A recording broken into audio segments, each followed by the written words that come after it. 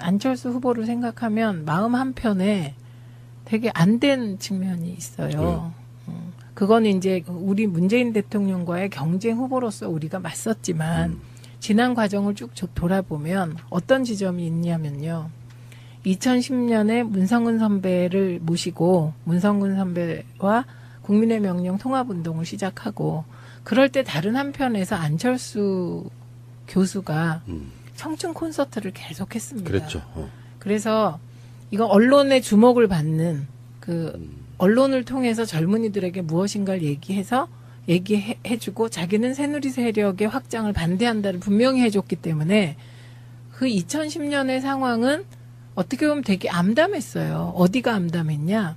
국민들은 노무현 대통령 돌아가시고 마음속에 뭔가가 꽉 차 있었는데 진보 보수 가릴 것 없이 야당이 세가 되게 약했고 문제의식이 크지 않았거든요. 네, 그런 상황에서 이제 안철수 교수가 계속해서 청순 콘서트를 하면서 미래를 얘기했거든요. 그리고 이제 문성근 선배는 바닥에서 야권 지지자들을 이렇게 막 모으기 시작했어요. 객관적으로 보면 그 두 개의 흐름이 시너지 효과를 내고 있었던 거예요. 예, 바닥이 이렇게 저렇게 바뀌고 무당층이 정치에 관심을 갖게 된 거예요. 안철수 교수로 인해서. 그리고 이런저런 우여곡절 끝에 박원순 시장의 당선에 결정적인 기여를 한 분도 안철수고요. 그렇죠.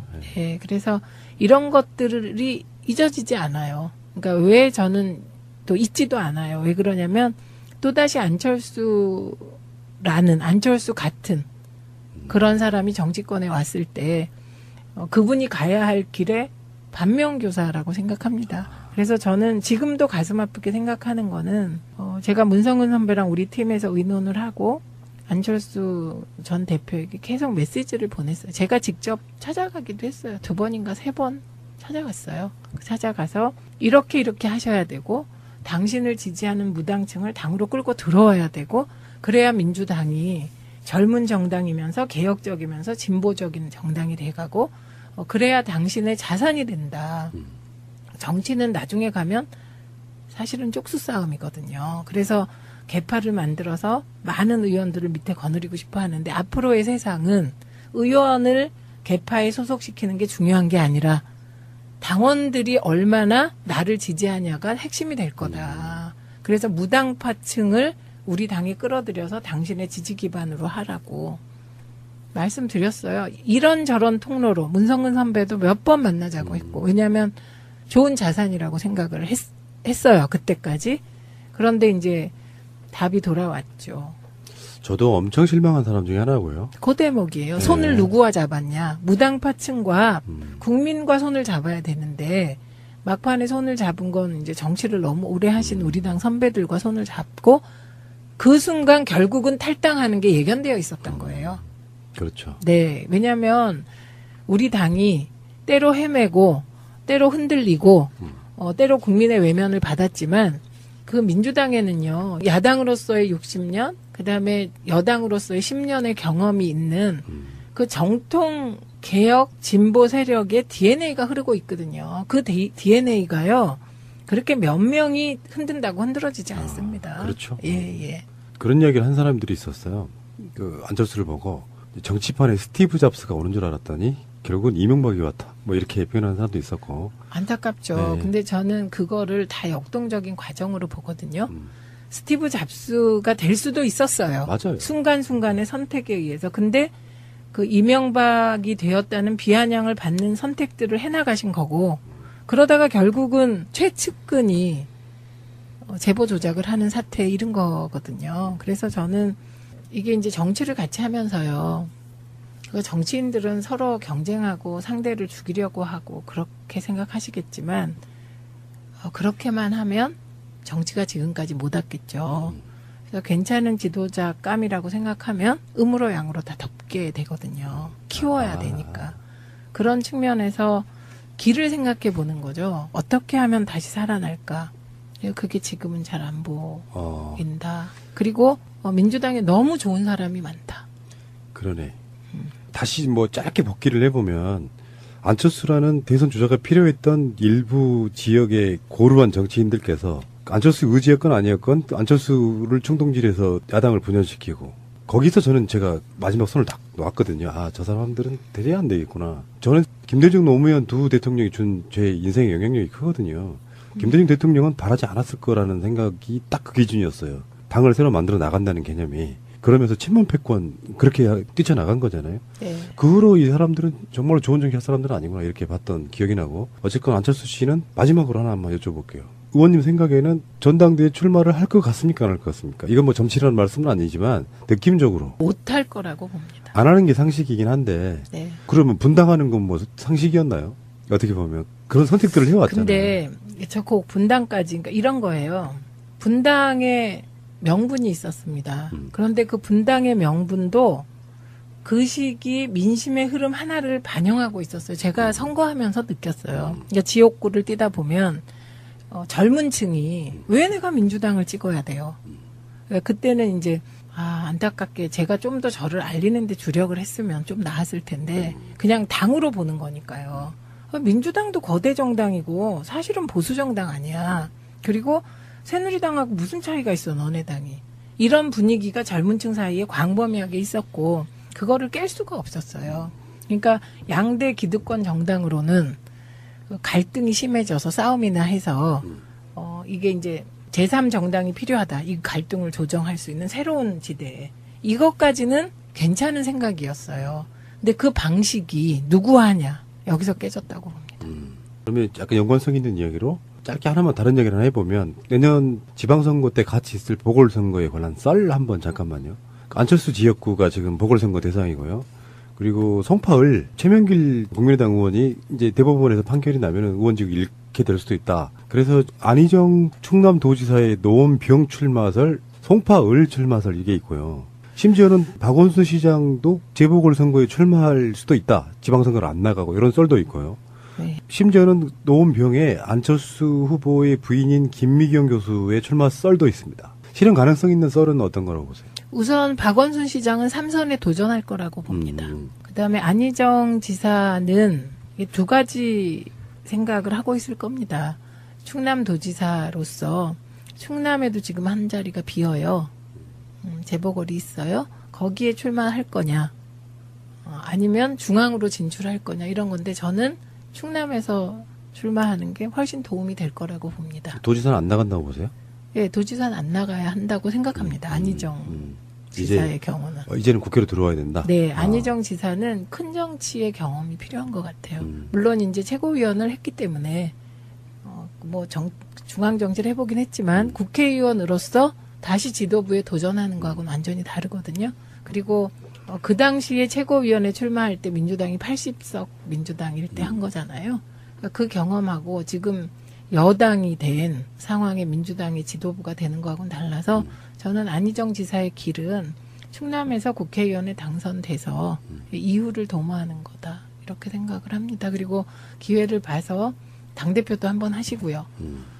문재인 대통령이 당대표를 안 하셨다면 지금 저런 지도력을 발휘하시기 어려웠을 것 같고요. 당대표가 돼서 끊임없이 흔들리고 그 흔들림에 의연하게 맞서고 인내심을 갖고 그것을 지켜보면서 중도 쪽의 사람들이 문재인 대통령을 지지하게 된 것 같더라고요. 제가 지역에서 보면 다들 욕을 하시면서도 일부 몇 사람이 옹호하는 논리가 정말 문재인이라는 사람은 인내심 하나는 어마어마하다. 이렇게 얘기하면 다 수긍하셨거든요. 그러니까 사람을 싫어하다가 좋아하게 되는 거는 그냥 극적인 걸로 그런 거 아니잖아요. 뭔가 그 사람의 긍정적인 요소 하나가 한 사람을 설득해서 그 사람을 통해서 설득되고 이렇게 바이러스처럼 전파되는 거잖아요. 그래서 그게 대표가 된 게 어쨌든 저는 그때 정치적 판단이 좀 달랐고 너무 상처받으실 것 같아서 실제로 상처도 많이 받으셨지만 반대했었거든요. 출마를. 출마 반대했지만 출마하신 이후에는 열심히 도왔습니다. 그래서 이제 나중에 제가 말씀드렸죠. 그때 제 정치적 판단이 틀렸습니다. 이렇게 굴복. 그런데 안희정 지사도 마찬가지라고 봐요. 중앙에서 당을 이끌어 보면 어떻게 보면 당대표가 대통령보다 힘들다고 합니다. 어쩌면 지금 추미애 대표도 보면 그렇잖아요. 네. 그 힘들다고 합니다. 그래서 그 죽음의 코스를 이렇게 넘고 나면 정말 뭐 어디 내놔도 준비된 그런 후보가 될 것 같아서 안 지사는 그런 길을 갔으면 좋겠습니다. 그다음에 김미경 여사 출마는 1+1이니까 한번 시도가 될까요? 뭐 무관심 맞죠. 저도 엄청 실망한 사람 중에 하나고요. 그 대목이에요. 네. 손을 누구와 잡았냐. 무당파층과 국민과 손을 잡아야 되는데 막판에 손을 잡은 건 이제 정치를 너무 오래 하신 우리 당 선배들과 손을 잡고 그 순간 결국은 탈당하는 게 예견되어 있었던 거예요. 그렇죠. 네. 왜냐하면 우리 당이 때로 헤매고 때로 흔들리고 때로 국민의 외면을 받았지만 그 민주당에는요. 야당으로서의 60년 그다음에 여당으로서의 10년의 경험이 있는 그 정통 개혁 진보 세력의 DNA가 흐르고 있거든요. 그 DNA가요. 그렇게 몇 명이 흔든다고 흔들어지지 않습니다. 그렇죠. 예. 그런 이야기를 한 사람들이 있었어요. 그 안철수를 보고 정치판에 스티브 잡스가 오는 줄 알았더니 결국은 이명박이 왔다. 뭐 이렇게 표현하는 사람도 있었고. 안타깝죠. 네. 근데 저는 그거를 다 역동적인 과정으로 보거든요. 스티브 잡스가 될 수도 있었어요. 맞아요. 순간순간의 선택에 의해서. 근데 그 이명박이 되었다는 비아냥을 받는 선택들을 해나가신 거고 그러다가 결국은 최측근이 제보 조작을 하는 사태에 이른 거거든요. 그래서 저는 이게 이제 정치를 같이 하면서요. 그 정치인들은 서로 경쟁하고 상대를 죽이려고 하고 그렇게 생각하시겠지만 그렇게만 하면 정치가 지금까지 못 왔겠죠.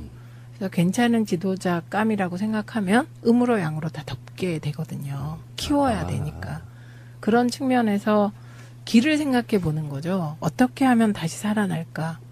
그게 지금은 잘 안 보인다. 그리고 민주당에 너무 좋은 사람이 많다. 그러네.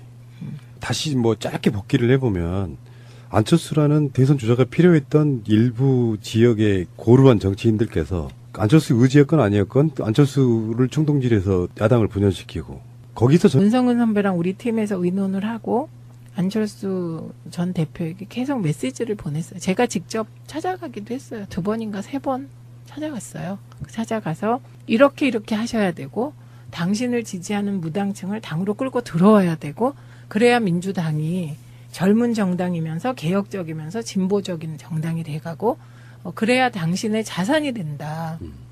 정치는 나중에 가면 사실은 쪽수 싸움이거든요. 그래서 개파를 만들어서 많은 의원들을 밑에 거느리고 싶어 하는데 앞으로의 세상은 의원을 개파에 소속시키는 게 중요한 게 아니라 당원들이 얼마나 나를 지지하냐가 핵심이 될 거다. 그래서 무당파층을 우리 당에 끌어들여서 당신의 지지 기반으로 하라고 말씀드렸어요. 이런저런 통로로 문성근 선배도 몇 번 만나자고 했고 왜냐하면 좋은 자산이라고 생각을 했어요. 그때까지. 그런데 이제 답이 돌아온 안철수 후보를 생각하면 마음 한편에 되게 안 된 측면이 있어요. 그건 이제 우리 문재인 대통령과의 경쟁 후보로서 우리가 맞섰지만 지난 과정을 쭉 돌아보면 어떤 지점이 있냐면요. 2010년에 문성근 선배를 모시고 문성근 선배와 국민의 명령 통합운동을 시작하고 그럴 때 다른 한편에서 안철수 교수가 청춘 콘서트를 계속했습니다. 그랬죠. 그래서 이거 언론의 주목을 받는 언론을 통해서 젊은이들에게 무엇인가를 얘기해주고 자기는 새누리 세력의 확장을 반대한다를 분명히 해줬기 때문에 그 2010년의 상황은 어떻게 보면 되게 암담했어요. 어디가 암담했냐. 국민들은 노무현 대통령 돌아가시고 마음속에 뭔가가 꽉 차 있었는데 진보 보수 가릴 것 없이 야당이 세가 되게 약했고 문제의식이 크지 않았거든요. 네, 그런 상황에서 이제 안철수 교수가 계속해서 청순 콘서트를 하면서 미래를 얘기했거든요. 그리고 이제 문성근 선배는 바닥에서 야권 지지자들을 이렇게 막 모으기 시작했어요. 객관적으로 보면 그 두 개의 흐름이 시너지 효과를 내고 있었던 거예요. 예, 바닥이 이렇게 저렇게 바뀌고 무당층이 정치에 관심을 갖게 된 거예요. 안철수 교수로 인해서.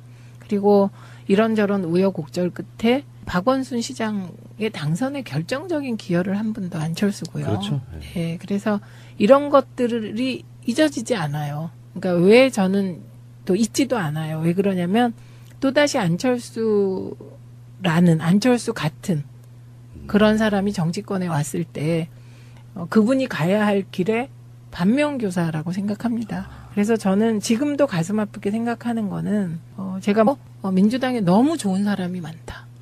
그러네. 다시 뭐 짧게 복기를 해보면 안철수라는 대선 주자가 필요했던 일부 지역의 고루한 정치인들께서 안철수 의지였건 아니었건 안철수를 충동질해서 야당을 분열시키고 거기서 저는 제가 마지막 손을 딱 놨거든요. 아, 저 사람들은 대대야 안 되겠구나. 저는 김대중 노무현 두 대통령이 준 제 인생의 영향력이 크거든요. 김대중 대통령은 바라지 않았을 거라는 생각이 딱 그 기준이었어요. 당을 새로 만들어 나간다는 개념이. 그러면서 친문 패권 그렇게 뛰쳐나간 거잖아요. 네. 그 후로 이 사람들은 정말 좋은 정치할 사람들은 아니구나 이렇게 봤던 기억이 나고 어쨌건 안철수 씨는 마지막으로 하나 한번 여쭤볼게요. 의원님 생각에는 전당대회 출마를 할 것 같습니까? 안 할 것 같습니까? 이건 뭐 정치라는 말씀은 아니지만 느낌적으로 못할 거라고 봅니다. 안 하는 게 상식이긴 한데 네. 그러면 분당하는 건 뭐 상식이었나요? 어떻게 보면 그런 선택들을 해왔잖아요. 근데 저 꼭 분당까지 그러니까 이런 거예요. 분당에 명분이 있었습니다. 그런데 그 분당의 명분도 그 시기 민심의 흐름 하나를 반영하고 있었어요. 제가 선거하면서 느꼈어요. 그러니까 지역구를 뛰다 보면 젊음이 있는 그 정통 개혁 진보 세력의 DNA가 흐르고 있거든요. 그 DNA가요. 그렇게 몇 명이 흔든다고 흔들어지지 않습니다. 그렇죠. 예. 그런 이야기를 한 사람들이 있었어요.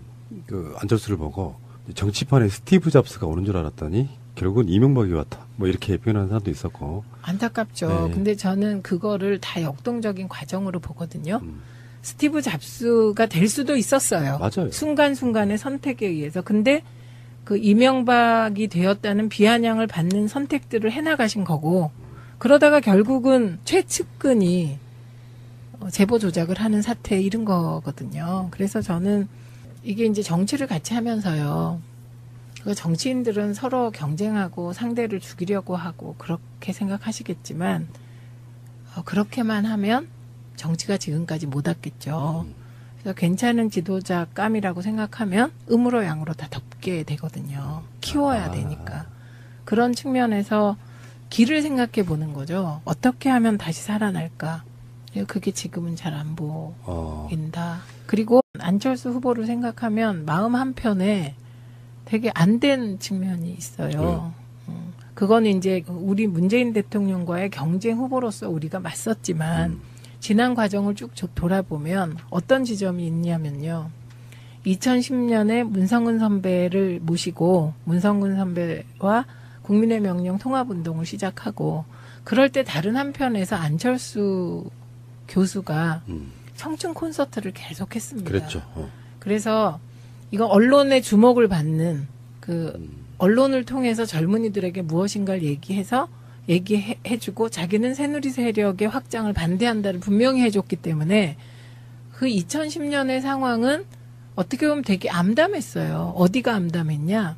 국민들은 노무현 대통령 돌아가시고 마음속에 뭔가가 꽉 차 있었는데 진보 보수 가릴 것 없이 야당이 세가 되게 약했고 문제의식이 크지 않았거든요. 네, 그런 상황에서 이제 안철수 교수가 계속해서 청순 콘서트를 하면서 미래를 얘기했거든요.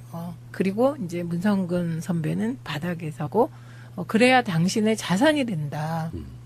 정치는 나중에 가면 사실은 쪽수 싸움이거든요. 그래서 개파를 만들어서 많은 의원들을 밑에 거느리고 싶어 하는데 앞으로의 세상은 의원을 개파에 소속시키는 게 중요한 게 아니라 당원들이 얼마나 나를 지지하냐가 핵심이 될 거다. 그래서 무당파층을 우리 당에 끌어들여서 당신의 지지 기반으로 하라고 말씀드렸어요. 이런저런 통로로 문성근 선배도 몇 번 만나자고 했고 왜냐하면 좋은 자산이라고 생각을 했어요. 그때까지.